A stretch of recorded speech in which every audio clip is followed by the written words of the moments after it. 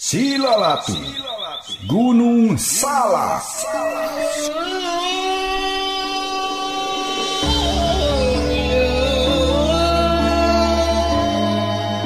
Silalatu Gunung Salak.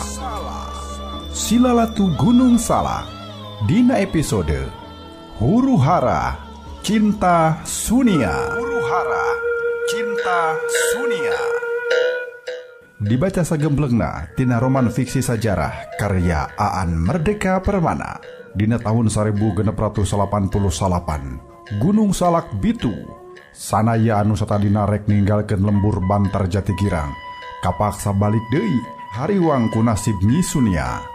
Kasampak lembur geus ancur ku hujan batu tur pangeusina loba nu perlaya. Nyi Rodia salamet tapi Nyi Sunia teu kapanggih laratanana. Kasugir pamirsa, urang sami-sami pedar hiji carita dongeng Sunda karya Aan Merdeka Permana dina judul Silalatu Gunung Salak dina episode Huru-hara Cinta Sunia. Wilujeng ngadangukeun waluya dongeng Sunda.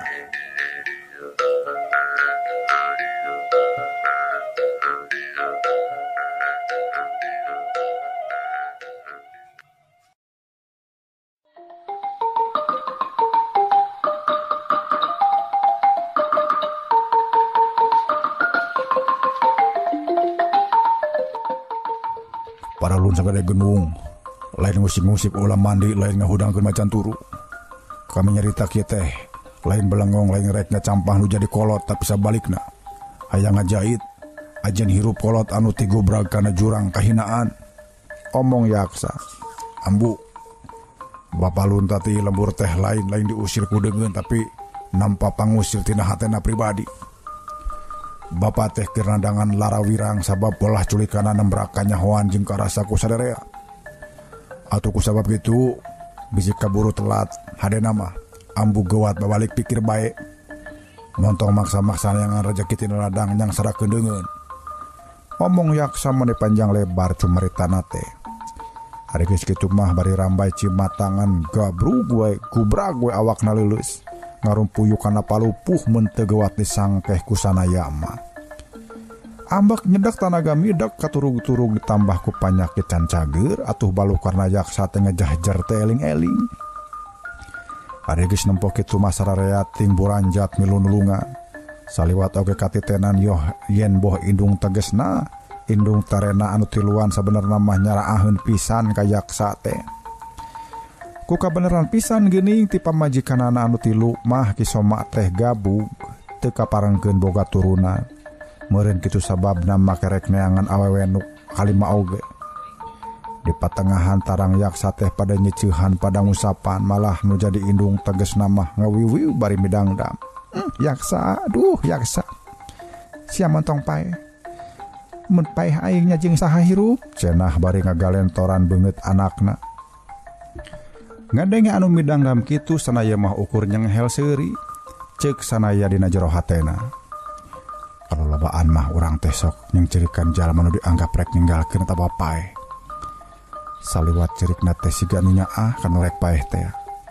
Padahal ari enas-enasna mah ukur karunya ka dirina. Geuningan buktina. Indungna jaksa teh midangdam kitu mun sia paeh cenah atuh aing jeung saha hirup. Jadi upama kitu mah yaksa ulah paeh teh dume indungna bakal hirup sorangan. Bakal melang jeung teu ludeung hirup yang celing. Tetela ukur bang melangkeun dirina jeung lain melang kanu cilaka. Ceuk hate sanaya.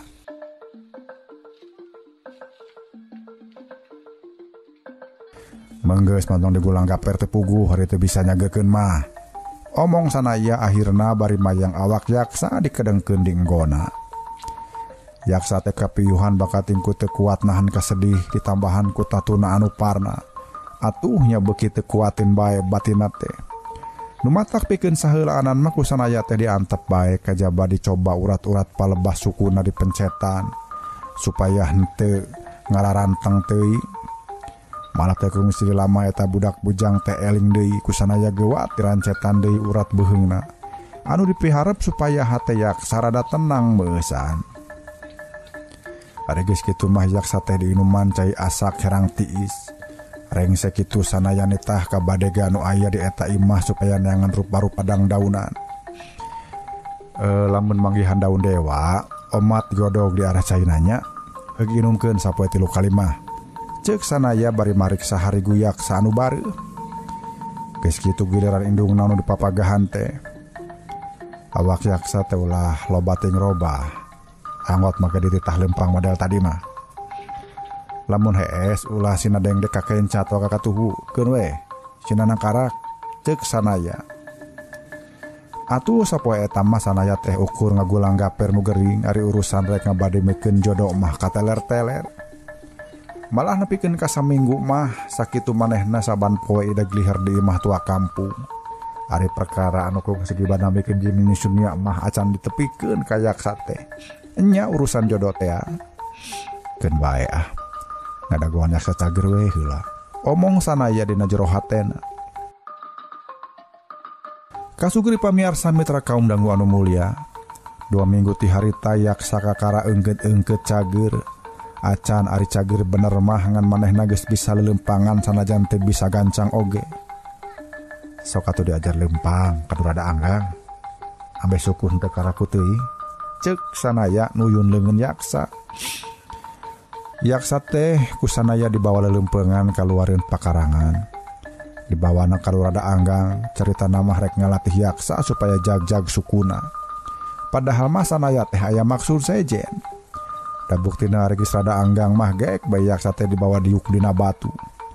Supaya henteu kaciri teuing sanaya teh tunjuk tanya perkara kamekaran kasehatan eta budak bujang. Berkah geuning amang. Rada jag-jagain nama awak teh. Pangtang nama sanggeus ku amang dikirim manda jamu teh ya. Omong yaksa bari nyagapan sukuna.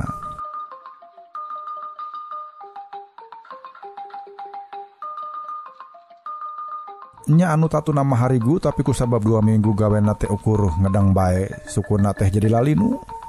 Cenah saban digirakeun saban karasa leuleus aya nya taya tanaga saeutik oge. Kakara sanggeus dikiriman jamu godog ku sanaya awak yaksa teh jag-jag deui. Ulah salah. Anu nyenan jamu teh Nyi Rodiah teh. Cenah akon-akon. Padahal ti mana Nyi Rodiah boga kabisan nyenan jamu nu puguh mah jamu teh meunang sanaya we. Oh. Baru meunang nyeun Nyi Rodiahnya. Omong yaksa bari teu kungsi neuteup ka sanaya. Karunya nya Nyi Rodiah teh. Omong yaksa deui. Anggar henteu daek neuteup ka sanaya. Ayeuna mah Nyi Rodiah teh jadi resep numpi di imah. Tambah ngalamun teh pupugunya diajar nyenan jamu godog teh. Basa ngadenge sia tatu pernah oge mahna teh pak-pikpak nyenan jamu. Ceuk sanaya ngareret ka yaksa. Tapi anu direret mah anggar we tungkul sakapeung neuteup ka jauhna. Kusabab yaksa cicing bae sanaya nyarita deui. Kumaha yaksa? Yaksa ngalieu ka gigir semu heran.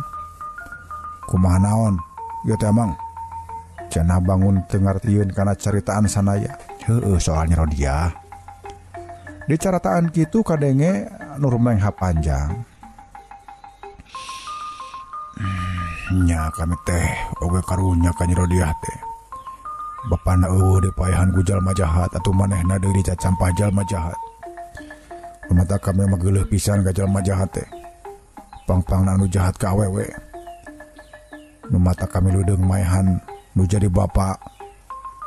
Nya masya anu jadi bapak oge bongan bapak teh siga-siga resep ka awewe. Ceuk yaksa nyaritan anu lain-lain padahal tadi sasat keur nyaritakeun Nyi Rodiah. Syukur atuh ari sira mikaheman ka Nyi Rodiah mah. Ceuk sanaya. Kadenge sanaya nyarupat tak kitu yaksa ngaliuk bari menerkeun kekecapan sanaya. Lain mikaheman, mikarunya amang. Omong yaksa. Sanaya malik neuteub bari kerung. Naon bedana mikaheman jeung mikarunya? Cenah jadi semu curiga kana kekecapan yaksa. Ah, teuing amang. Kami teh bisa misahkeun kecap. Nganu etes mah kami teh mikarunya ka Nyi Rodiah. Cek yaksa bari nungkup ceuli siga embung patelak paham jeung sanaya. Nu matak sia kudu lubang ngadeukeutan manehna supaya Nyirodiah teh ngarasa kahibur ari kedatangan ku sia mah. Omong sanaya mere lolongkrang ka Yaksa supaya daek deukeut jeung Nyirodiah. Kadenge Yaksa ngalengis bangun teu purun. Naon Yaksa? Ceuk sanaya panasara. Nyirodiah mah moal daekeun di deuketan ku kami. Geus sababaraha kali kami ikhtiar hayang deukeut jeung manehna tapi Nyirodiah teh siga nu nyewaeun. Omong Yaksa rumenghap deui sababaraha kali. Moal ayeuna mah Nyirodiah teh pasti ambon ku kasiagra. Ceuk sanaya. Diomongan kitu Yaksa ngaliuk deui ka sanaya.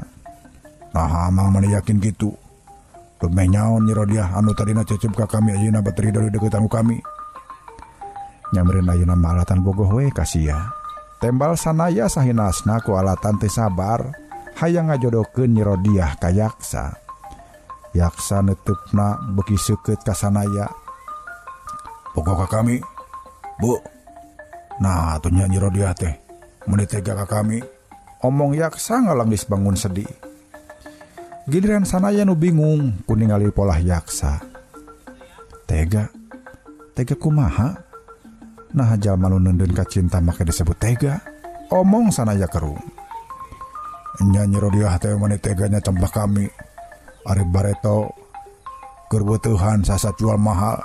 Ari ayeuna geus panyasaan, geus kari bubututan mane diasong-asong ka kami sasatna teh.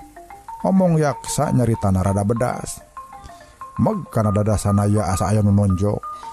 Malah saharita oge hatena mah mani peurih ka cida ngadenge omongan Yaksa sarupa kitu teh. Tina ukur ngarasa peurih, undak jadi ambek. Teuing setan mana nu ditahna ngan anu ece sanaya teh ngahabekeun dampaleungeunna kana pipi sanaya plak plak. Pipi Yaksa kencak katuhu digampleng ku dampaleungeun sanaya. Atuh ngan berbae begetih kaluaran tina sela-sela bibir Yaksa kencak katuhu. Aneh di tampilangan kitu teh Yaksa mah teu ambek sumabana make deuk ngalawan sagala. Padahal beh ditu mah ieu budak jajaka teh nya gede ambeknya olo-olo. Eta bae kapan basa Nyirodiah nyulusupkeun beungeunna ka harigu sanaya bari eurih-eurihkeun cerik oge. Kapan Yaksa teh nafsuna mending ngagedur nya campah sanaya jeung kolu rek nunggeulan sanaya bakat tingku timburuan. Tapi basa ningali Yaksa ukur tungkul teu lemek teh nyarek sanaya teh jadi kaduhu. Tetela sabenerna mah Yaksa teh geus lobah adat, nya geus robah adat maksud teh. Ngan heueuh naha atuh manehna teh bet narah dijodohkeun ka Nyirodiah, malah kolung ngahina bebeakan deui. Sia ulang ngahina Nyirodiah deuleu, cenah. Yaksa kabireungeuh henteu lemek henteu nyarek basa diomongan jeung digelendang ku sanaya sarupa kitu teh. Atuh ningali Yaksa cicing bae teh sanaya mah ngadon beuki keheul jeung beuki panasaran. Yaksa, aing mah heran kunaon aya bareto sia teh haban bae ngudag-udag Nyirodiah. Ari ayeuna sanggeus diasong-asong sia malah mugen. Omong sanaya tu genah. Diomongan kitu Yaksa mah angger ngahunted. Sia ulahnya campah kitu ka Nyirodiah. Ulah dumeh Nyirodiah ayeuna kahormatanna geus kaganggu sia jadi murengked demi ka cinta. Ceuk sanaya, sok Yaksa, nyarita sia. Omongna deui. Ditangtang kitu Yaksa mimiti wani neuteu. Amang mah cumarita teh, kawas lain lalaki bae. Omong Yaksa bari ngusap getih anu masih keneh kaluaran tina tungtung bibirna. Aing mah lalaki deuleu. Sanaya nempas keheul asa dihina. Amunnya amang lalaki, tangtu amang bakal ngarasa boga harga diri. Sok ibaratkeun mun anu mika cinta Nyirodiah teh amang. Waktu manehna weutuh salaku awewe manehna teh jual mahal. Sakitu kami gudag-gudag jeung mika heman manehna teh. Batan daek ngaladenan mah madon beuki ngajauhan jeung beuki ngancunan teh. Tapi nah ayeuna sanggeus manehna teh boga kahormatan salaku awewe. Nyirodiah teh make daek pihukum kami. Kunaon waktu manehna boga harga diri mungka kami ari ayeuna geus teu boga harga diri daek ka kami. Nah nya manehna teh mika cinta ka kami atawa malah sabalikna ngahina ka kami. Cing sok ibaratkeun eta lalaki teh amang Ceuk yaksa bari ngingsreuk.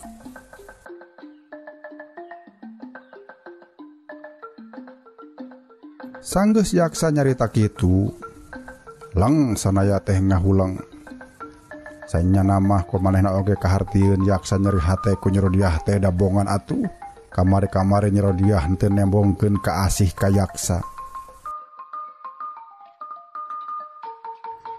Nganaha cenah ayeuna sanggeus kahormatan manehna diruksa ku Ki Jurangrong.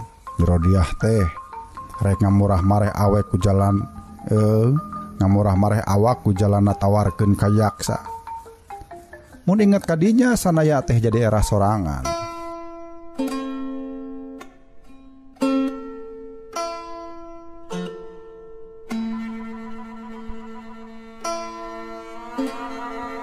Da sabenerna mah Nyerodiah teh teu kitu. Angger we manehna mah teu nembongkeun ka cinta ka yaksa. Mun mah ayeuna aing tumorojo ka dieu nyarita perkara jodoh. Eta kabeh ukur tareka aing sorangan. Si Rodiah mah teh nyaho-nyaho. Mun kitu mah aing nu salah. Omong sanaya dina jero hatena.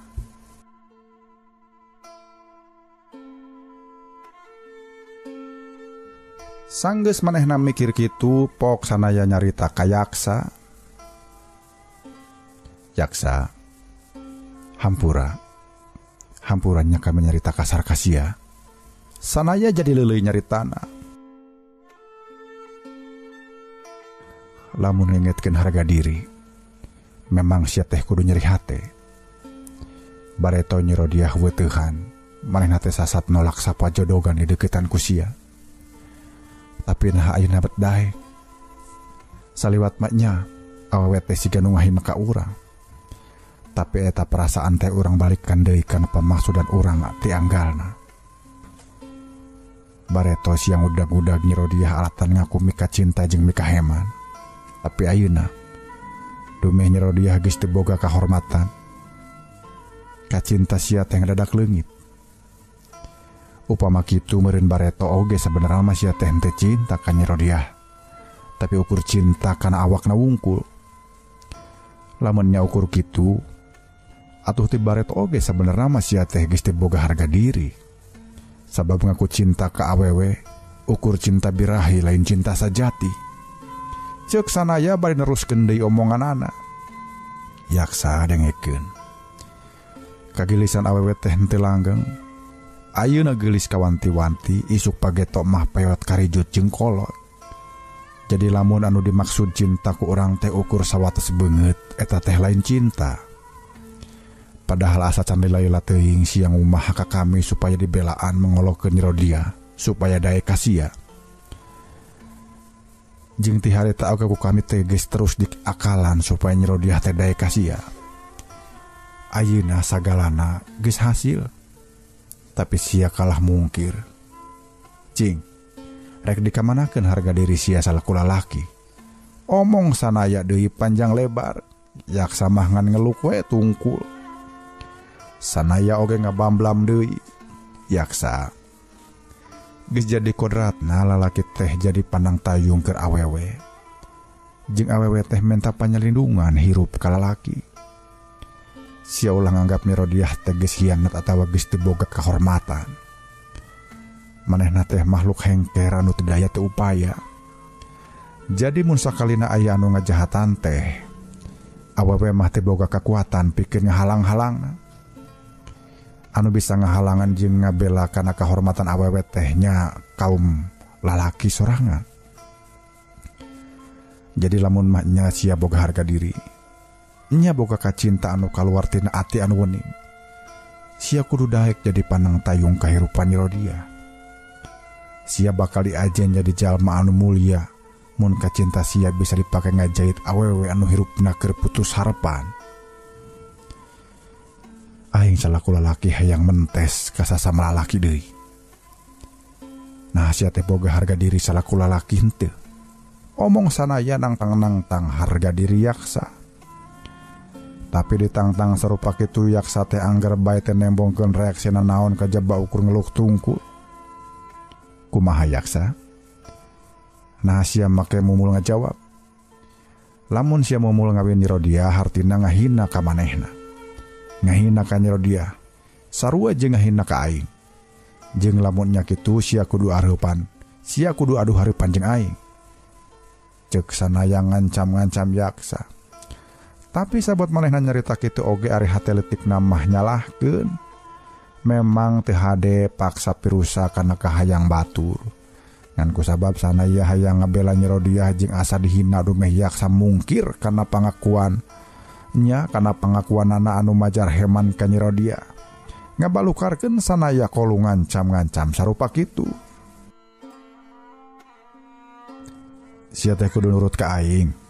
Inget, bapa sia eueuh sedengkeun salela ieu aing teh geus neundeun jasa ka sia.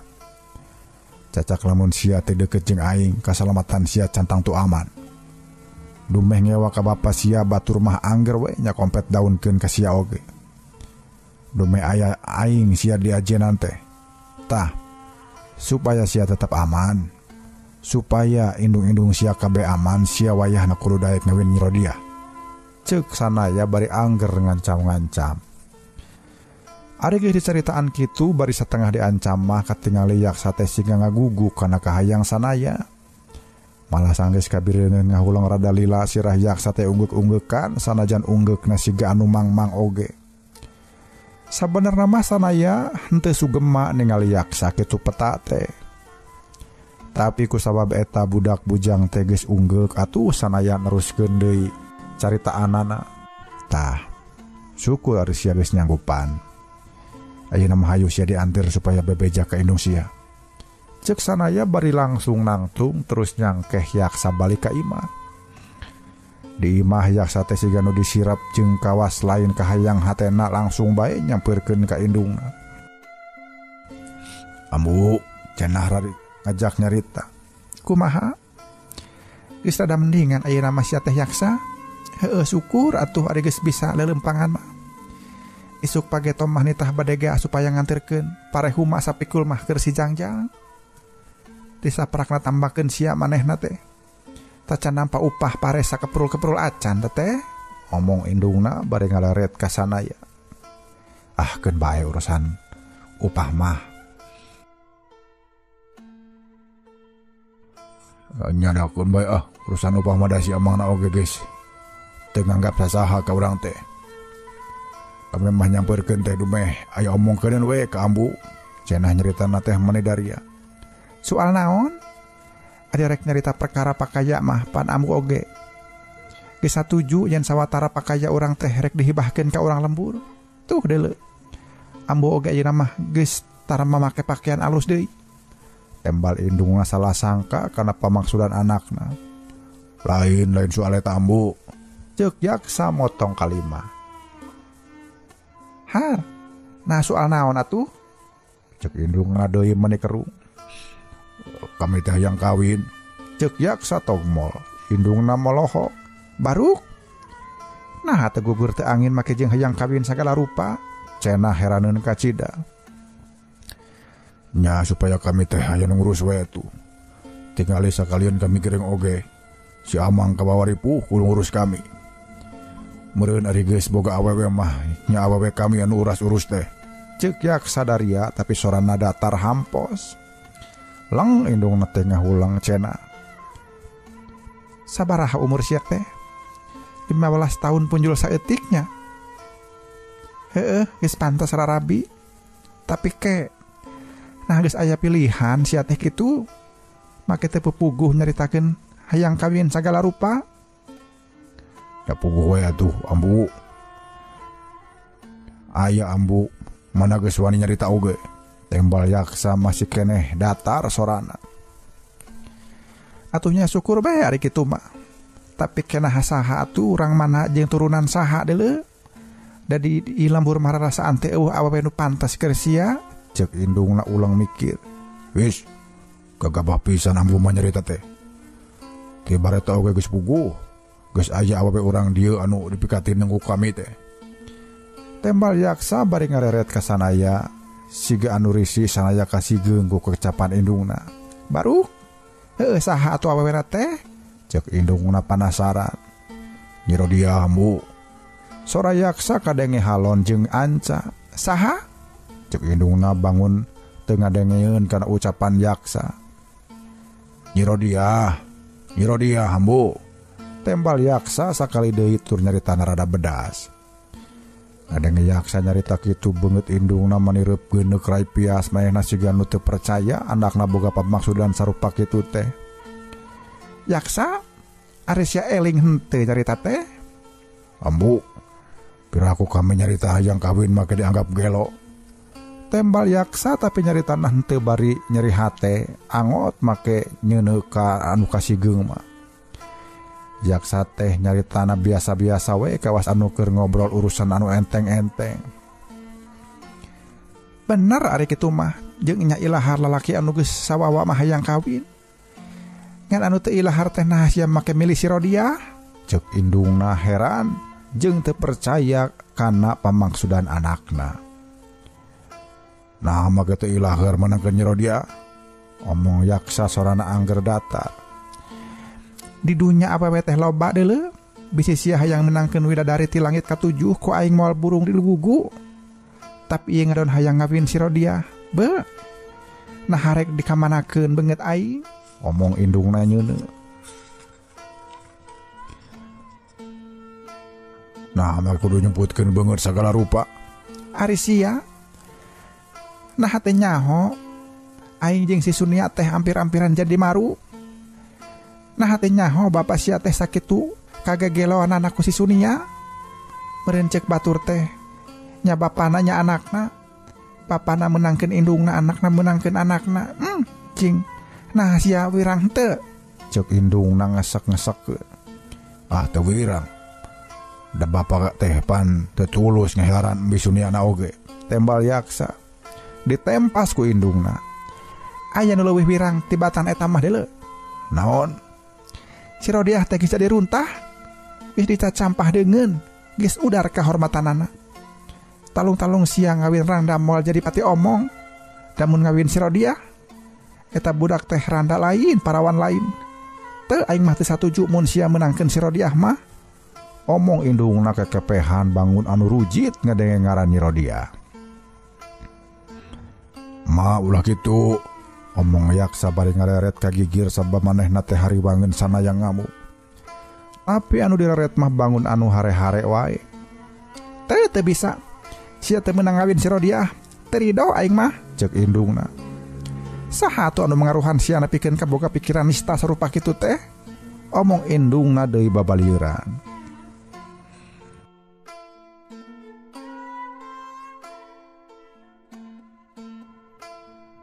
Memang bener aya nu mangaruhan. Ari nu mangaruhan kami teh nyaeta soal kasalamatan urang sarerea. Ma, ku paripolah bapa anu geus culik ka Karahaya teh geus ngabalukarkeun ajen urang dipapahek ku urang lembur. Lamun urang teu daek deukeut jeung urang lembur, teu daek nganggap dulur ka urang lembur, nasib urang bakal sarua jeung bapa. Kalunta-lunta ela balik. Tah Nyi Rodia teh sabenerna mah hayang nulungan ngaran urang supaya ulah goreng salalawasna. Ceuk yaksa bari ngareret teh ka sanaya. Anu direret ngageleun nyuseuri. Ceuk sanaya dina jero hatena teh sangka si yaksa manggihan alesan nu sakitu alusna. Cenah milu ato. Dan memang kitu kabuktianana geuning ari geus diomongan mah indung yaksa teh jadi ngahulang. Hirup urang teh keur aya dina bahaya mak. Urang lembur geus ngarewaeun ka urang. Sabab bapa urang teh gawena nyangsarakeun rahayat. Talunganan urang lembur wanina teh ukur mikang nyawa bari jeung tukangeun.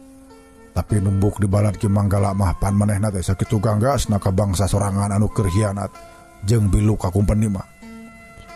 Kami nerima beja bulan tukang balad Ki Manggala teh geus maehan kula warga tua kampung Sapri Umpi nu mangguk di Muara Beres kusabab katohian bilu ka kumpeni jeung nyangsarakeun rahaya. Mun urang anggar ngajauhan ke orang lembur tur dicirian ku balad Ki Manggala atuh kusaha bae anu sakirana geuleuh ka kumpeninya meureun nasib urang oge kana kitu. Omong yaksa panjang lebar. Omat ambu, nasib urang teh rek dijahit ku Nyi Rodia. omong na deui. Disingsieunan ku beja-beja pikasieun sarupa kitu indungna yaksa katut indung-indung terena. Anu kabeneran keur aya di dinya ka tembong siga anu hariwangeun.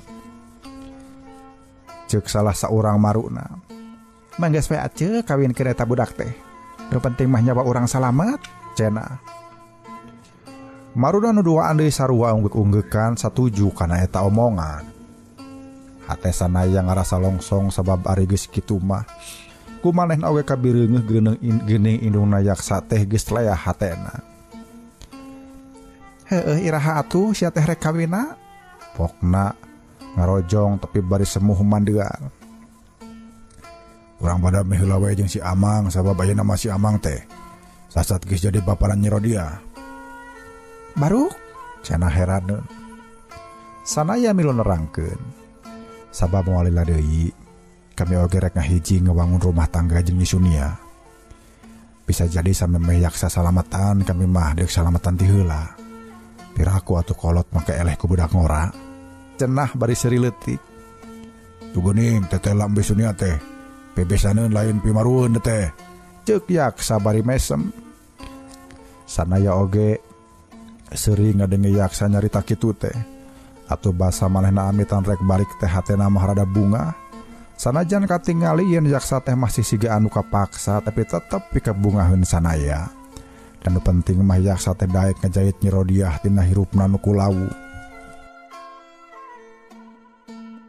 Atuh basa sanaya balik ka imah Nyi Sunia manehna teh alewo sababaraha kali nyebutkeun yen moal lila deui bakal aya abringan indungna yaksa nu rek nanyaan Nyi Rodiah.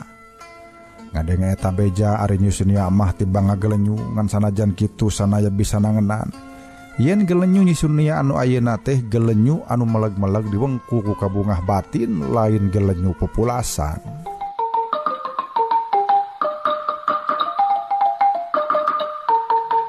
Syukur atuh ari geus aya beja yen si Rodiah rek aya nu nanyaan mah. Meureun Ki Oja teh kari nungguan hiji deui anu rek nanyaan tehnya. Omongna bari neuteup laleb ka sanaya. Sanaya surti saha nu dipimaksud ku Nyi Sunia atuh teu karasa beungeut sanaya teh ting sariak teu pugu. Sabuat kitu kurunyung Ki Oja nyampeurkeun bari rumpu rampaneangan panyekelan. Ku Nyi Sunia geuwat dituyun dibawa diuk sina papahareup jeung sanaya. Sanggeus Ki Oja diuk papahareup jeung sanaya Nyi Sunia nyarita. Tah Aki, ieu si Amang teh rek boga pamaksudan cenah, ceuk Sunia. Ngadenge eta omongan sanaya mah beuki reuwas bae. Caritaan Nyi Sunia ka Ki Oja teh karasa siga todongan peso nu congona geus adek kana beuteu. Malah Ki Oja oge siga nu teu mere ngapan keur minge ka sanaya da buktina langsung tumanya. Jangjang, bejana sia teh rek nanyaan anak aing, bener teh. Cek Ki Oja sorana karasa nancep kana jantung sanaya. Ditembalan ku sanaya bari ngeluk tungkul jeung sorana maneh haros-hos. Bener pisan Aki. Pokna maneh pared sorana teh. Rek nya sia teh mikanya mika heman ka si Sunia. Tapi nodam laki. Omong sanaya deui. Rek sapapait sama manis. Rek sabagja jeung sacilaka. Kana kitu pisan Aki. Rek hirup sauyunan silih ayunkeun kahayang jeung rek bruk-brak sarusia. Hirup moal aya nu didingding kelir. Ceuk Ki Oja deui. Eta pisan anu dipiharep Aki. Tembal sanaya. Tah syukur bagja kumanjangan atuh hari kitu mah. Sunia ka dieu sia. Omong Ki Oja nyalukan Nyi Sunia anu sanyana mah tita tadi oge moncongok di dinya bari sirah tungkul. Tah kadenge meureun ku sia yen si Jangjang teh niatna rek mileuleungkeun sia jeung sia teh rek dianggap bebelahan hatena cenah. Kumaha sia daek dihukum ku si Jangjang? Daek Aki, sora Nyi Sunia maneh halon. Sia purun lamun ayun silih ayunkeun kahayang jeung si Jangjang. Purun Aki. Heug atuh hari kitu mah. Ayeuna aing karitu manya ka sia. Bisi sia hayang dicangcang ku barang atau ditalian ku janji samemeh ngarangkep. Cing bisi aya pamenta dunya barana atawa sakadar ucap. Sia hayang naon pamenta teh? Ceuk Ki Oja nalek Manidaria. Kami mah lain hayang dicangcang ku emas intan permata atawa sakur banda. Cing raja kaya. Anu dipiharpu kami masih amang teh ulah mungkur, ulah mangkir, ulah undur tina kasatiaan. Kami mah embung disalingkuhan jeung embung ngadenge anu kudu dipindingan di kilungan. Kangaranan salaki pamajikan sagala hayang bruk-brak.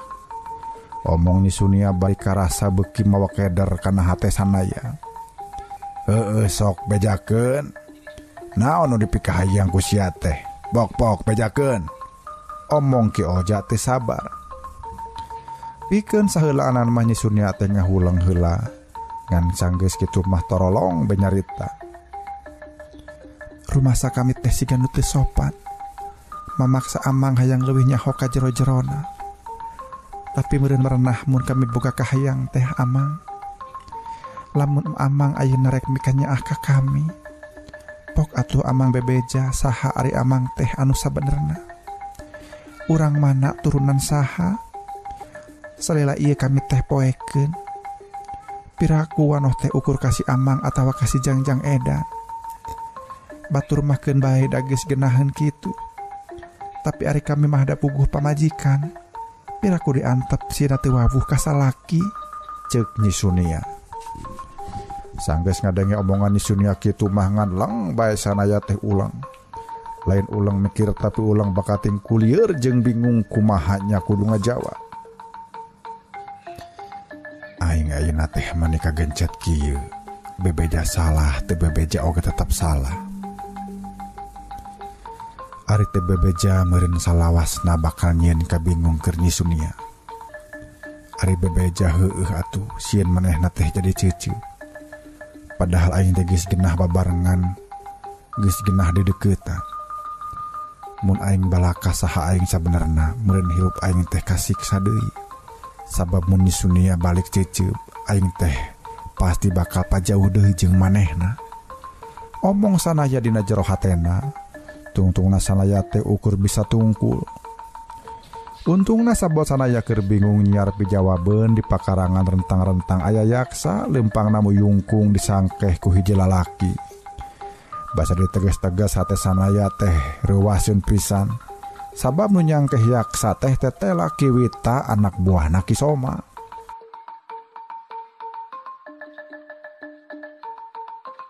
Kunaon Ki Wita balik deui ka lembur? Padahal manehna teh eceh geus kakaburan. Nah teh sieun diobrol ku Ki Manggala kitu. Da eceh Ki Wita pisan anu ngogan kumpeni supaya ngarurug lembur teh. Omong sanaya dina jero hatena. Sabot mikir kitu sanaya mah geus cengkat murut tepas. Aya naon yaksa? Mana siga nu rusuh kieu? Omong sanaya rutret ka yaksa jeung ka Ki Wita pilih ganti. Sameme ngajawab, yaksa mah geus heula diu ngapanana maneh hukhak balas ku capeun. Ku sanaya teh diantep we sinareureun heula. Sabot kitu kurunyung Nyi Sunia nungtun Ki Oja malah nyero dia oge milu ngurunyung. Padahal tita tadi mah numpi we di kamar. Ari geus rada rineh mah sanaya teh kakaran nalek yaksa. Aya naon yaksa? Mun siga nu riweuh kieu? Omongna. Bapak kami amang, ceuk yaksa tapi nyari tanah teh diparatkeun. Ngan ku sabab yaksa teh bari ngareret ka Ki Wita, anu sanaya teh nyari tanah pindah ka Ki Wita. Boa sia teh mawa beja gorengnya nginaan si Soma. Ceuk sanaya nyanyahoana. Bener kitu pisan anu ditepikeun teh. Tembal Ki Wita wani daria jeung kebek nya Manidaria jeung kebek ku hariwa. Beja ngeunaan naon? Ki Soma teh dihukum gantung di parung angsana. Omong Ki Wita hari weus-weus. Baruk rek dihukum gantung. Kukum peni ceuk sanaya. Lain, tapi ku Ki Mas Tanu. Baruk nya tulungan Bapana dan yaksa. Tulungan jangjang. Ki Wita maneh sesembahan.